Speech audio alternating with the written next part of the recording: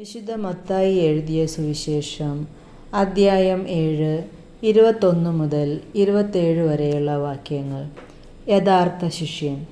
കർത്താവേ, കർത്താവേ എന്ന് എന്നോട് വിളിച്ചപേക്ഷിക്കുന്നവനല്ല, എൻ്റെ സ്വർഗസ്ഥനായ പിതാവിൻ്റെ ഇഷ്ടം നിറവേറ്റുന്നവനാണ് സ്വർഗരാജ്യത്തിൽ പ്രവേശിക്കുക.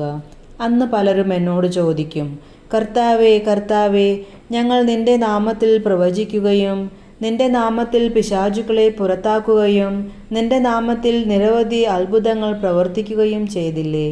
അപ്പോൾ ഞാൻ അവരോട് പറയും, നിങ്ങളെ ഞാൻ ഒരിക്കലും അറിഞ്ഞിട്ടില്ല. അനീതി പ്രവർത്തിക്കുന്നവരെ, നിങ്ങൾ എന്നിൽ നിന്ന് അകന്നു പോകുവിൻ. എൻ്റെ ഈ വചനങ്ങൾ ശ്രവിക്കുകയും അവ അനുസരിക്കുകയും ചെയ്യുന്നവൻ പാറമേൽ ഭവനം പണിത വിവേകമതിയായ മനുഷ്യന് തുല്യനായിരിക്കും. മഴ പെയ്തു, വെള്ളപ്പൊക്കമുണ്ടായി, കാറ്റൂതി, അത് ഭവനത്തിന്മേൽ ആഞ്ഞടിച്ചു, എങ്കിലും അത് വീണില്ല. എന്തുകൊണ്ടെന്നാൽ അത് പാറമേൽ സ്ഥാപിതമായിരുന്നു.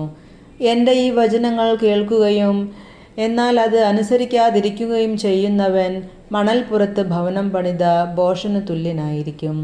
മഴ പെയ്തു, വെള്ളപ്പൊക്കമുണ്ടായി, കാറ്റൂതി, അത് ഭവനത്തിന്മേൽ ആഞ്ഞടിച്ചു, അത് വീണുപോയി. അതിൻ്റെ വീഴ്ച വലുതായിരുന്നു. നമ്മുടെ കർത്താവായ മിശിഹായ്ക്ക് സ്തുതി.